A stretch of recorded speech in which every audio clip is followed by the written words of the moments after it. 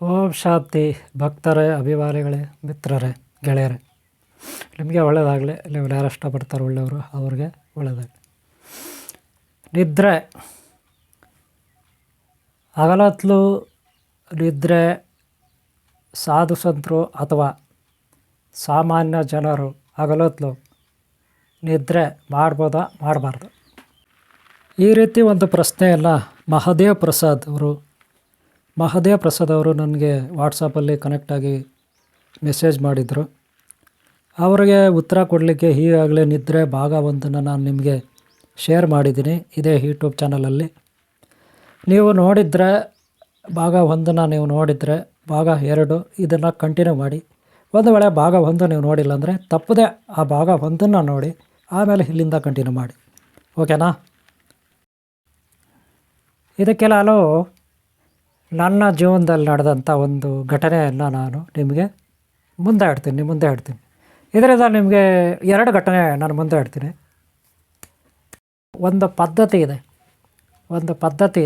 ಆ ಪದ್ಧತಿಯನ್ನು ಅನುಸರಿಸ್ಬೇಕು. ಈಗ ಟಾಪಿಕ್ ಬರೋಣ. ಹಗಲೊತ್ತು ನಿದ್ರೆ ಮಾಡ್ಬೋದಾ, ಮಾಡಬಾರ್ದು ಅಂತ. ನೋಡ್ರಿ, ಸಾಮಾನ್ಯ ಸಂಸಾರಿಗಳು ಯಾವಾಗಂದ್ರೆ ಅವಾಗ ನಿದ್ದೆ ಮಾಡಬಾರ್ದು. ಈಗ ಮಧ್ಯಾಹ್ನ ಬಿಸಿಲು, ಬೇಸಿಗೆ, ಶೆಕೆ, ಫುಲ್ ಆಯಾಸ ಆಗುತ್ತೆ, ಸುಸ್ತಾಗುತ್ತೆ. ಹಂಗಂತ ಹೇಳ್ಬಿಡ್ತಾರೆ ಕೆಲವರು, ತಿಳ್ಬಿಟ್ಟು ಮಲ್ಕೊಬಿಡ್ತಾರೆ. ಯಾವತ್ತೂ ಅರ್ಥ ಮಾಡ್ಕೋಬೇಕು. ಮಲ್ಕೊಂಡ್ರೆ ಶರೀರ ಬಿಸಿ ಜಾಸ್ತಿ ಬರುತ್ತೆ, ಹೊರಗಡೆ ನಮ್ಮ ಶರೀರದಿಂದ ಬಿಸಿ ಜಾಸ್ತಿ ಬರುತ್ತೆ. ಶಾಖವೆಲ್ಲ ಬಿಡುಗಡೆ ಮಾಡುತ್ತೆ ನಮ್ಮ ಶರೀರ ಮಲ್ಕೊಂಡ್ರೆ, ಬೇಕಾದ್ರೆ ನೋಡಿ. ಆದರೆ ಮೊದಲೇ ಸುಡ್ತಾ ಇರುತ್ತೆ ಬಿಸಿ, ಪ್ಯಾಲ್ ಹಾಕೊಬಿಟ್ಟು AC ಹಾಕ್ಕೊಂಡು ಮಲ್ಕೊಳ್ತಾರೆ.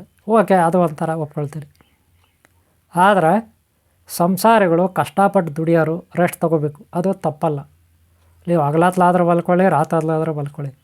ಆದರೆ ಮೈಲು ಪಕ್ಕಾ ನಿದ್ದೆ ಬರೋದು ರಾತ್ರಿ 2 ಗಂಟೆ ಮೇಲೆ, ಬೆಳಗ್ಗೆ 7-7:30 ಒಳಗೆ ನಿದ್ದೆ ಬರುತ್ತೆ ಪಕ್ಕ.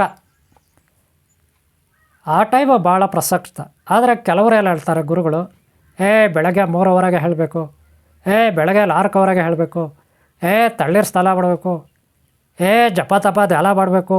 ಈಗ ಹೇಳಿ ಪಾಪ ಅವ್ರಿಗೆ ಆರೋಗ್ಯ ಸರಿಯಿಲ್ಲ ಅಂದರು, ಅವರ ಶರೀರಕ್ಕೆ ಅದು ಒಗ್ಗಲ್ಲ ಅಂದರು. ಅವರು ತಣ್ಣೀರು ಸ್ನಾನ ಮಾಡಂಗೆ ಅವ್ರು ಮಾಡಿಬಿಡ್ತಾರೆ ಗುರುಗಳು. ಅವ್ರು ಬೆಳಗ್ಗೆ ಹೇಳೋಕ್ಕಾಗದೇ ಆದರೂ ಹೇಳೋಕ್ಕೆ ಮಾಡಿಬಿಡ್ತಾರೆ ಗುರುಗಳು.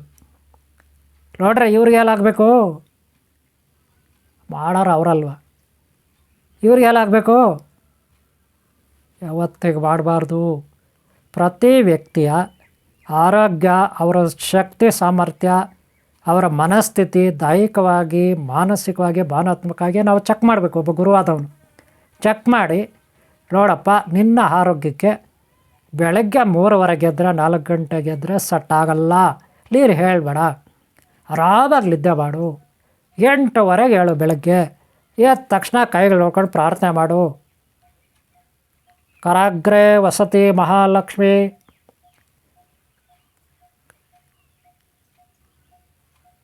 ಕರಮಧ್ಯೆ ಮಹಾಸರಸ್ವತಿ, ಕರಮೂಲೆ ಸ್ಥಿತ ಗೌರೈ ನಮಃ. ಜಗನ್ಮಾತೆಗೆ, ತ್ರಿಮಾತರಿಗೆ ಪ್ರಾರ್ಥನೆ ಮಾಡಬೇಕು. ಆಮೇಲೆ ಕೆಳಗಡೆ ಹಾಸಿಗೆದ ಕೆಳಗಡೆ ಕಾಲಿಟ್ಟಾಗ ಸಮುದ್ರ ವಸಲೆ ದೇವಿ ಪರ್ವತ ಸ್ಥಳ ಮಂಡಲಿ ಶ್ರೀ ವಿಷ್ಣು ಪತ್ನಿ ನಮಸ್ತುಭ್ಯಂ ಪಾದಸ್ಪರ್ಶಂ ಕ್ಷಮಶ್ವೇ.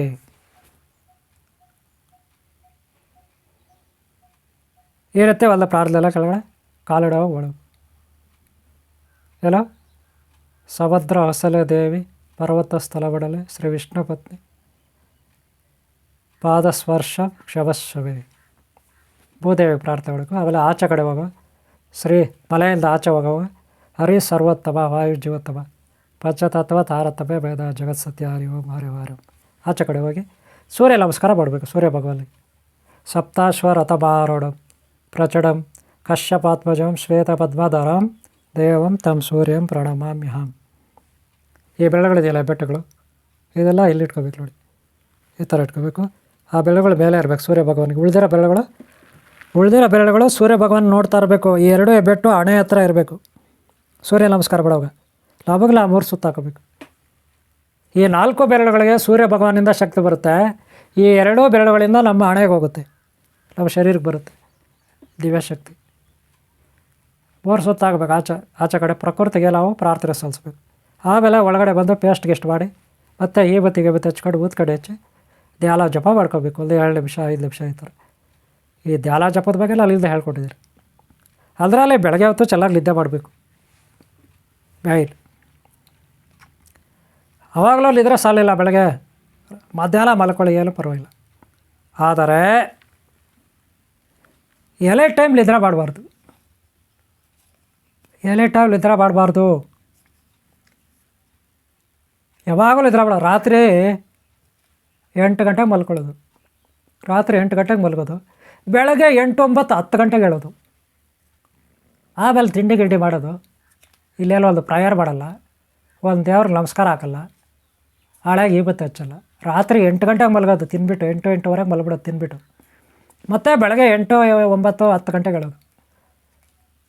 ಕಾಲೇಜಿಗೆ ಹೋಗ್ತಾರೋ ಇಲ್ಲ ಗೊತ್ತಿಲ್ಲ, ಆಫೀಸ್ಗೆ ಹೋಗ್ತಾರೋ ಇಲ್ಲ ಗೊತ್ತಿಲ್ಲ.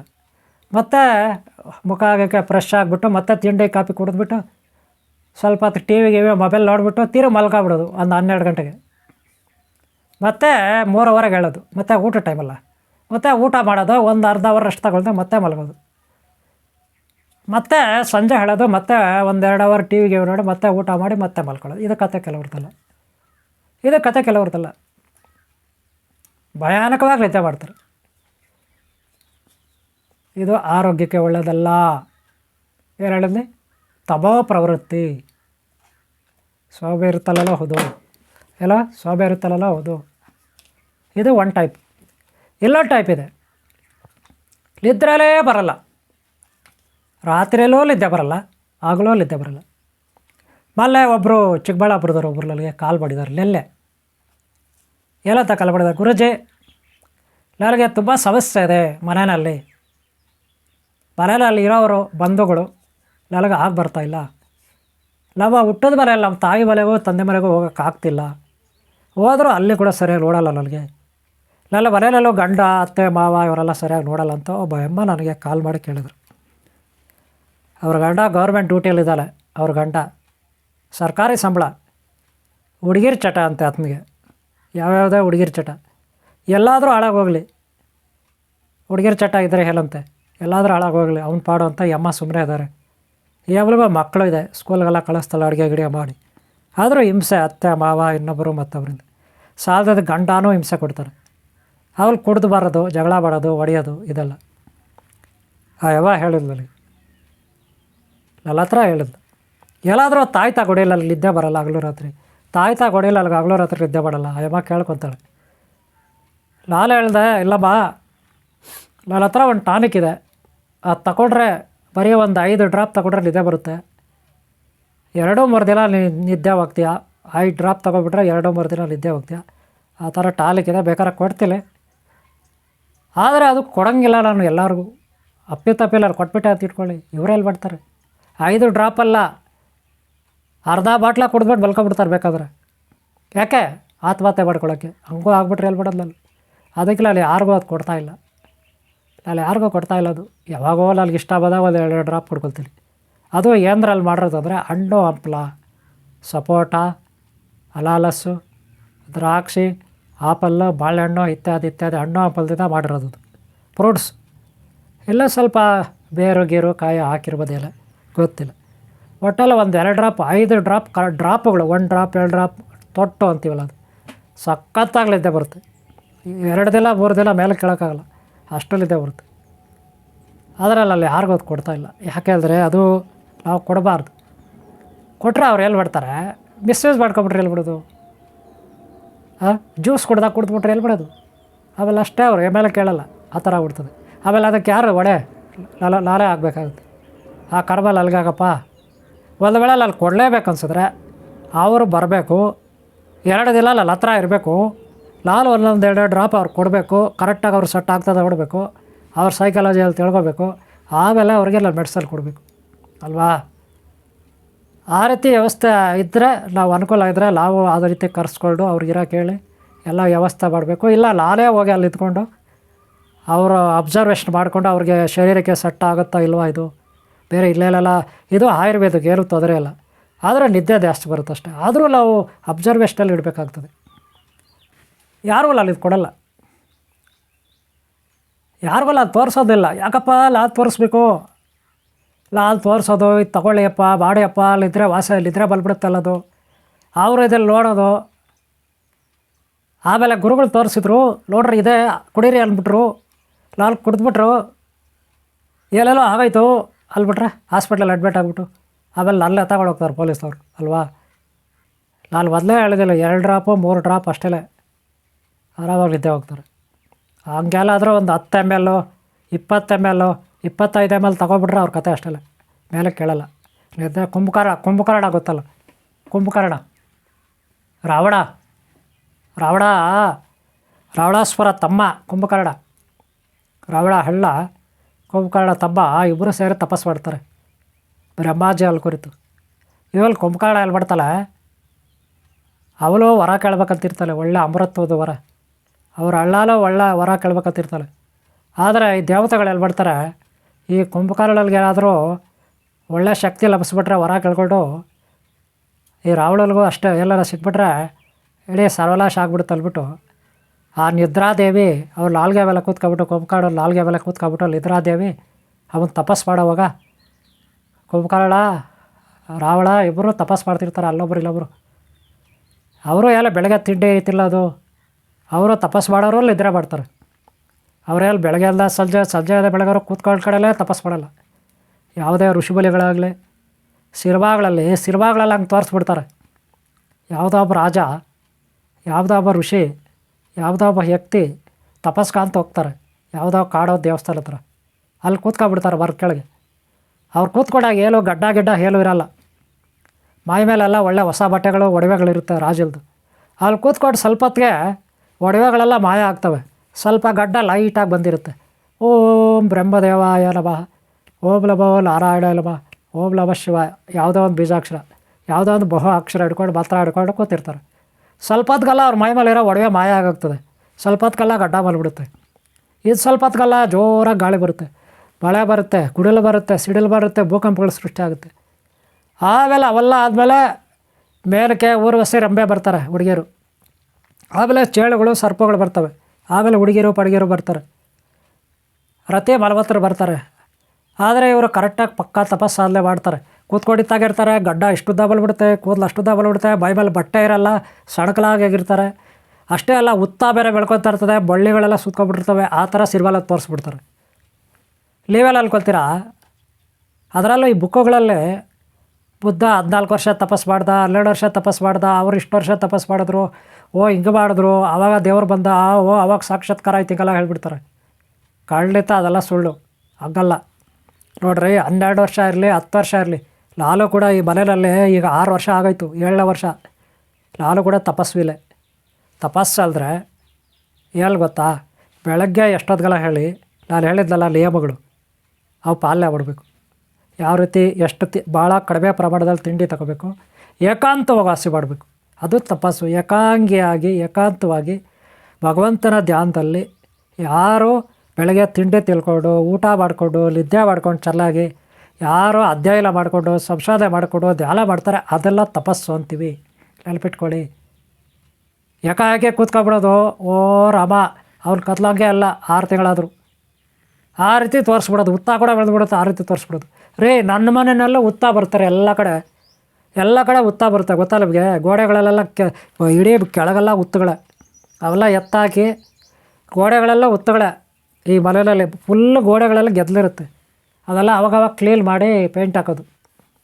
ವರ್ಷಕ್ಕೊಂದ್ಸಾರಿ ಗೆದ್ದಲು ಬರುತ್ತೆ ಮಳೆಗಾಲದಲ್ಲಿ, ಆಮೇಲೆ ಇರಲ್ಲ ಬೇಸಿಗೆಯಲ್ಲಿ. ನಾವೆಲ್ಲ ತೆಗೆದುಬಿಟ್ಟು ಪೇಂಟ್ ಹಾಕ್ತೀವಿ. ಇಡೀ ಮನೆಯಲ್ಲಿ ಉತ್ತ ಇದೆ, ಇಡೀ ಮನೆಯೇ ಉತ್ತ ಇದೆ, ಎಲ್ಲ ಮಣ್ಣು ಗೋಡೆ, ಸಿಮೆಂಟ್ ಗೋಡೆ ಎಲ್ಲ, ಗೊತ್ತಾಯ್ತಾ? ಆ ರೀತಿ ಸಿನಿಮಾಗಳೆಲ್ಲ ಆ ರೀತಿ ತೋರಿಸ್ಬಿಡ್ತಾರೆ. ನೀವು ಕೆಲವರು ಪಾಪ ತಪಸ್ಸು ಮಾಡೋರು ಎದ್ರಕೊಂಡ್ಬಿಡ್ತಾರೆ. ಅಯ್ಯೋ ನಾವು 10 ನಿಮಿಷ ಕೂರೋಕ್ಕಾಗಲ್ಲ, ಅದೇಗಪ್ಪ ಅವ್ರು ಅಷ್ಟು ದಿನ ಕೂತರು. ಅಯ್ಯೋ ನಾವು ಅರ್ಧ ಗಂಟೆ ಕೂರೋಕ್ಕಾಗಲ್ಲ, ಅದೆಂಗಪ್ಪ ಅವ್ರು ಹಂಗೆ ಕೂತರು. ಈ ಸಿನಿಮಾಗಳು ನೋಡಿ ಪಾಪ ಇವರು ಭಯ, ಆತ್ಮಶಕ್ತಿ ಕಳ್ಕೊಬಿಡ್ತಾರೆ. ಖಂಡಿತ ನಾವು ಎದ್ರಕೋಬೇಡಿ.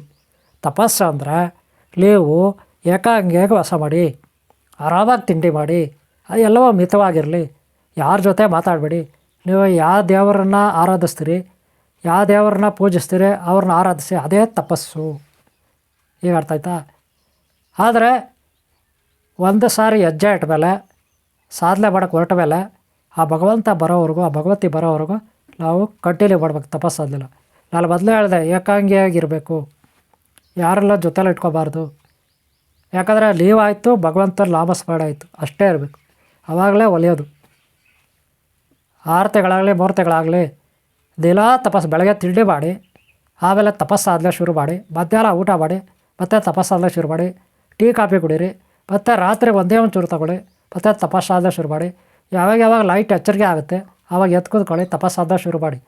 ಅರ್ಧ ಅವರು 10 ನಿಮಿಷ ಇದೇ ತಪಸ್ಸಾದ್ರೆ ಇಲ್ಲೇ ಹೇಳ್ಕೊಬಿಡ್ರಿ. ಯಾರ್ಯಾರೋ ನಿಮಗೆ ರಾಂಗ್ ಮೆಸೇಜ್ ಕೊಡ್ತಾರೆ, ಪುಸ್ತಕಗಳಲ್ಲೂ ಹಂಗೆ ಬರೆದಿರ್ತಾರೆ, ಯಾರೂ ಕ್ಲಾರಿಟಿ ಕೊಡೋಲ್ಲ ಕರೆಕ್ಟಾಗಿ ಅಲ್ವಾ. ನಾನು ಹೇಳಿದ್ದು ಕರೆಕ್ಟ್ ಇದೆ, ನಾನು ಮಾಡಿರೋದು ಹಂಗೆಲ್ಲಪ್ಪ. ನಾನು ಮಾಡಿರೋದು ಹಂಗೆಲ್ಲ ಸಾಕ್ಷಾತ್ಕಾರ ಸಿದ್ಧಿಗಳು ಪಡ್ಕೊಟ್ರು ಅದು ಹಾಗೆಲ್ಲ, ಗೊತ್ತಾಯ್ತಲ್ಲ. ಅದಕ್ಕೆ ನೀವು ನಿದ್ರೆ ಮಾಡಿ. ಆದರೆ ಸಂಸಾರಿಗಳು ದುಡಿಯೋರು ಮಧ್ಯರಾತ್ರಿ ನಿದ್ರೆ ಮಾಡ್ಬೋದು. ಮಾಧವ ಪ್ರಸಾದ್ ನನಗೆ ಪ್ರಶ್ನೆ ಕೇಳಿದ್ರು, ಅದಕ್ಕಿದು ಉತ್ತರ. ಆದರೆ ಸಲ್ಲಾಸಿಗಳು ಯೋಗಿಗಳು ಮಧ್ಯರಾತ್ರಿ ನಿದ್ರೆ ಮಾಡಬಾರ್ದು. ಅದಕ್ಕೊಂದು ಉದಾಹರಣೆ ಕೊಡ್ತೀನಿ. ಭಕ್ತರೇ, ಅಭಿಮಾನಿಗಳೇ, ಮಿತ್ರರೇ, ವೀಕ್ಷಕರೇ, ಈ ಒಂದು ಭಾಗವನ್ನು ನಾನು 2ನೇ ಭಾಗವನ್ನು, ನಿದ್ರೆಯ 2ನೇ ಭಾಗವನ್ನು ಇಲ್ಲಿ ಮುಗಿಸ್ತಾ ಇದ್ದೀನಿ. ಕಾರಣ ಏನಂದರೆ ವಿಡಿಯೋ ತುಂಬ ದೊಡ್ಡದಾಗಿದೆ, ತುಂಬ ಲಾಂಗ್ ಟೈಮ್ ಆಯಿತು, ನಿಮಗೂ ಆಯಾಸ ಆಗಿರುತ್ತೆ ಇದನ್ನು ನೋಡಿ. ಮುಂದಿನ ಭಾಗ 3 ಇರುತ್ತೆ, ತಪ್ಪದೇ ನೋಡಿ. ನನ್ನ ಜೀವನದಲ್ಲಿ ನಡೆದಂಥ ಕೆಲವೊಂದು ಘಟನೆಗಳಿದೆ ನಿದ್ರೆ ಬಗ್ಗೆ. ನಿದ್ರೆ ಎಲ್ಲರಿಗೂ ಮುಖ್ಯ, ಪ್ರತಿ ಜೀವಿಗೂ ಮುಖ್ಯ. ಭಾಗ 1ರಲ್ಲಿ ಹೇಳಿದ್ದೀನಿ, ಈಗ ಭಾಗ 2ರಲ್ಲೂ ಹೇಳಿದ್ದೀನಿ. ಸಣ್ಣ ಜೀವಿ ಆಗಲಿ ದೊಡ್ಡ ಜೀವಿ ಆಗಲಿ, ಮನುಷ್ಯರಾಗಲಿ ದೇವತೆಗಳಾಗಲಿ ದೈತ್ಯರಾಗಲಿ ಎಲ್ಲರಿಗೂ ನಿದ್ರೆ ಬೇಕು. ಮುಂದಿನ ಭಾಗ ನೋಡಿ, ಖಂಡಿತ ನಾನು 3ನೇ ಭಾಗದಲ್ಲಿ ನಿಮಗೆ ಇನ್ನೂ ಹೆಚ್ಚಾಗಿ ವಿವರಿಸ್ತೀನಿ. ನಿದ್ರೆ ಬಗ್ಗೆ ಪೂರ್ತಿಯಾಗಿ ತಿಳ್ಕೊಂಡ್ರೆ ನಿಮ್ಗೆ ಒಳ್ಳೆಯದು. ಆರೋಗ್ಯ ಭಾಗ್ಯನೇ ಮುಖ್ಯ. ಓಕೆ, ಈ ವಿಡಿಯೋ ನಿಮ್ಗೆ ಇಷ್ಟ ಆಗಿದರೆ ಒಂದು ಲೈಕ್ ಮಾಡಿ. ಮುಂದಿನ ಭಾಗ ತಪ್ಪದೆ ನೋಡಿ, ಹಿಂದಿನ ಭಾಗ 1 ತಪ್ಪದೆ ನೋಡಿ. ನಿಮ್ಗೆ ಒಳ್ಳೆಯದಾಗಲಿ, ಎಲ್ಲರಿಗೂ ಒಳ್ಳೆಯದಾಗಲಿ.